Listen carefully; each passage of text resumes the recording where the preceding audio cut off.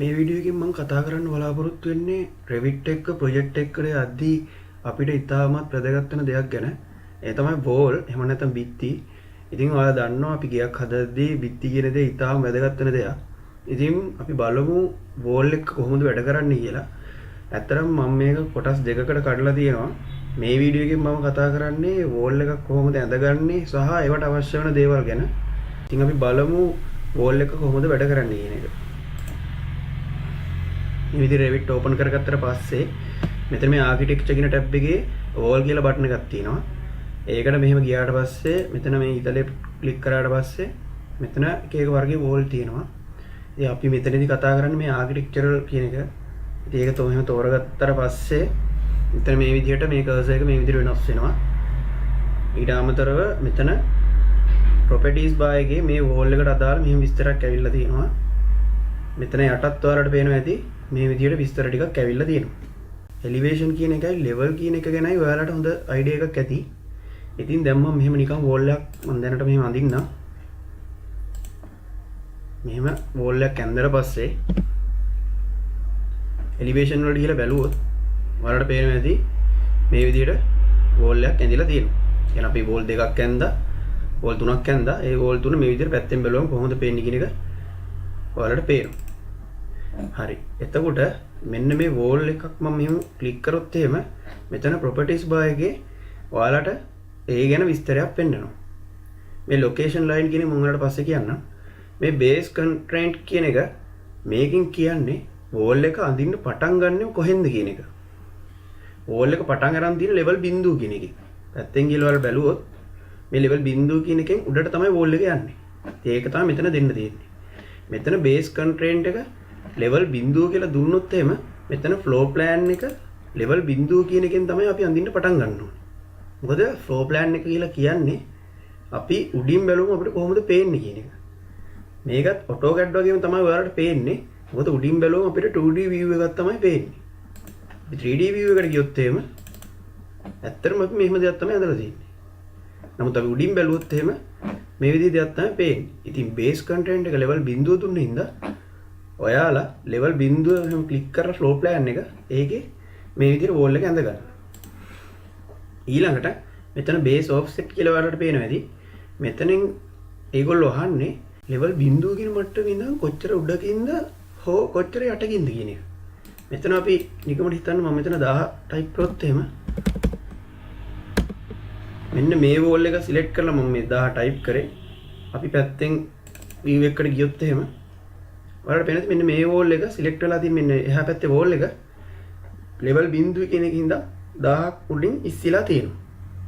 ඉතින් ඒක තමයි මෙතනින් මේ කියන්නේ. මෙතන අපි ඍණ 1000 කියලා ගියොත් එහෙම එතන apply දුන්නාට පස්සේ level බිඳුව කියන එකකින්ද යට පැත්තට 1000ක් පල්ලෙහාට මේ wall එක ගිහිල්ලා තියෙනවා. ඉතින් ඒක තමයි මේ base offset කියන එකෙන් කරන්නේ. හරි. ඊළඟට මෙන්න මෙතන top constraint කියලා වලට පේනවා. එතන මෙතන දීලා තියෙන්නේ unconnected කියලා. මෙතන මෙහෙම select කරොත් එහෙම ඔයාලට පේනවා මෙහෙම උඩින් තියෙන තව level අපිට පේනවා. මේ level බිඳුවේ ඉඳන් wall එක පටන් ගන්න තියෙන්නේ. මට ඕනේ මේ level 1 කියන එකෙන් wall එක ඉවර කරන්න. ඉතින් මම මෙතන level 1 දුන්නොත් එහෙම යට තියෙන height එක disable වෙලා මෙතන apply දුන්නාට පස්සේ level 1 කියන උසට wall එක හැදෙනවා. අපිට එහෙම නැත්තම් මෙතන unconnected කියන එක දීලා ඉවරලා අපිට කැමති උසක් මෙතනින් දෙන්න පුළුවන්. 6000 කියලා මම දෙනවා. apply දුන්නාට පස්සේ 6000ක් මේ මට්ටමේ ඉඳන් බිඳුව මට්ටමේ ඉඳන් 6000ක් උඩට wall එක set වෙනවා. ඉතින් ඔයාලට කැමති විදිහට කරන්න පුළුවන්. මෙතනදී අපි level එකක් මේ විදිහට දුන්නොත් එහෙම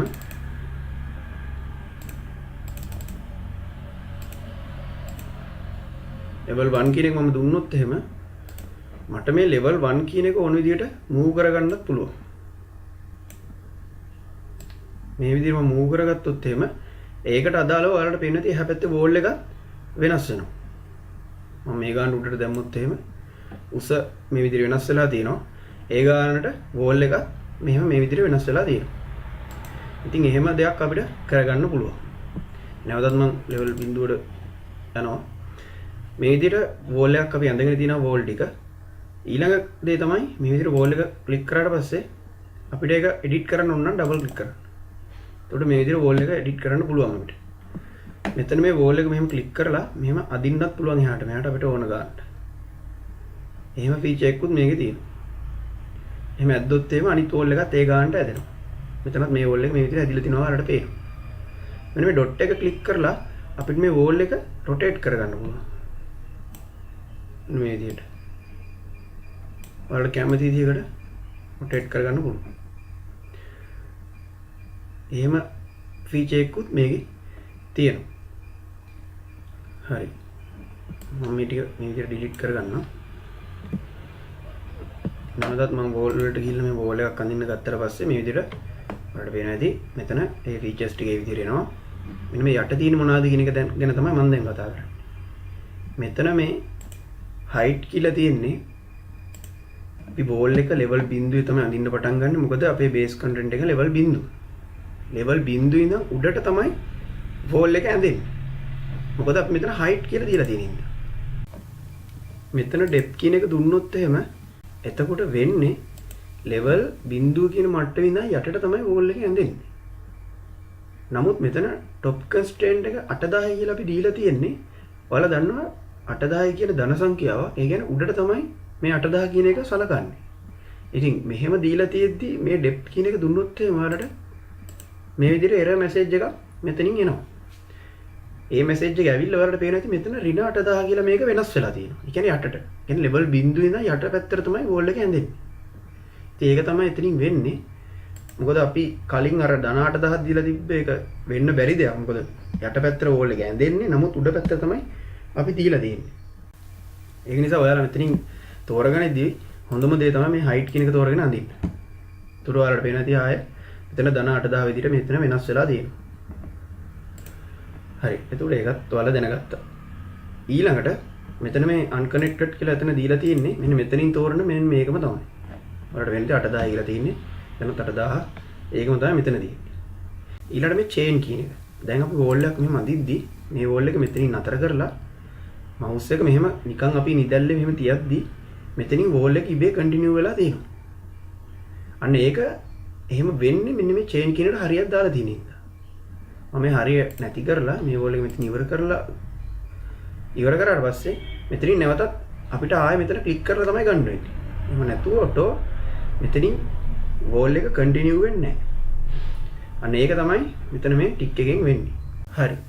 ඊළඟට මේ ලොකේෂන් ලයින් කියන එකයි ඔෆ්සෙට් කියන එකයි මම මගේ ඊළඟ වීඩියෝ එකකින් කතා කරන්න බලාපොරොත්තු වෙනවා. ඊළඟට අපි බලමු මේ රේඩියස් කියන්නේ මොකක්ද කියලා.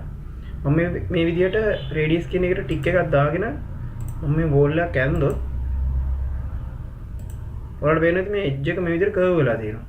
ඉතින් මේ කර්ව් වෙලා තියෙන්නේ මෙන්න මේ 1000 කියන අගයෙන් තමයි කර්ව් වෙලා තියෙන්නේ.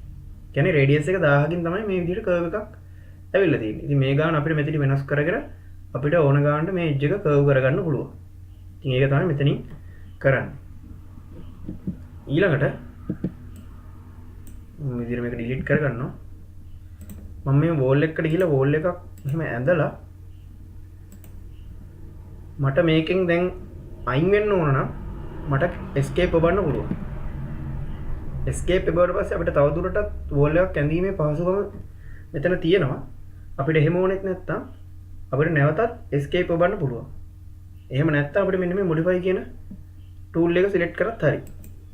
මෙන්න මේ විදිහට. ඉතින් මේ විදිහට තමයි එතනින් escape වෙන්නේ. හරි. අපි ඊළඟට බලමු wall එකක් modify කරගන්නේ කොහොමද කියලා. මේ wall එක මට ඕනේ තව මේකට දාන්න මැදින් පොඩි opening එකක්.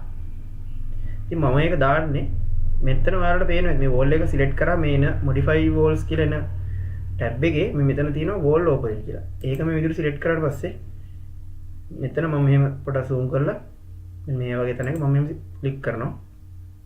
ක්ලික් කරාට පස්සේ මෙහෙම mouse එක මෙහෙම දෙපැත්තට ඇද්දම ඒ ක්ලික් කරපු තැන ඉඳන් කොච්චරක් දුරකින්ද කියන එක අපිට පෙන්වනවා. ඉතින් මම දැනට මෙහෙම නිකන් තැනක මෙහෙම ක්ලික් කරලා escape ඔබනවා. තව පාරක්. ඊට පස්සේ නැවත මම මෙන්න මේක මම තව modify කරගන්න ඕන මට. ඉතින් ඔයාලට මේක select කරාට පස්සේ පේනවා මෙතන ඉඳන් කොච්චර දුරකින්ද? ඊට පස්සේ මේකේ width එක කීයද? මෙතන ඉඳන් කොච්චර දුරකින්ද මේ edge එකේ ඉඳන්. ඉතින් ඒවා අපිට මෙතනින් වෙනස් කරගන්න පුළුවන්. එතකොට තමයි මේකේ width එක අපිට හරියට මේකේ මැදට අපිට wall එක ඕන නම් එතන මේකේ මැදට අපිට මේ ඔපරින් එක ඕන නම් අපිට ඕන විදිහට මෙතනින් වෙන දුර වෙනස් කරගන්න පුළුවන්. හරි. ඊළඟට අපි මේක වෝල් එකේ කොයි හරියෙන් දෙන්න ඕන කියන එක දැනගන්න. මම පළවෙනියටම මේ වෝල් එක සිලෙක්ට් කරනවා. වෝල් එක සිලෙක්ට් කරලා බලනවා බේස් කන්ට්‍රෙන්ට් එක ලෙවල් බිඳුව. টොප් කන්ස්ට්‍රක්ට් එක මම මේක දැනට දෙනවා ලෙවල් 1 කියන එකට. ඒක ලෙවල් 1 කියන එකට තමයි වෝල් එක යන්නේ. apply කරනවා. ඊට පස්සේ මම සිලෙක්ට් කරනවා මේක. මේ ඕපනින් එක.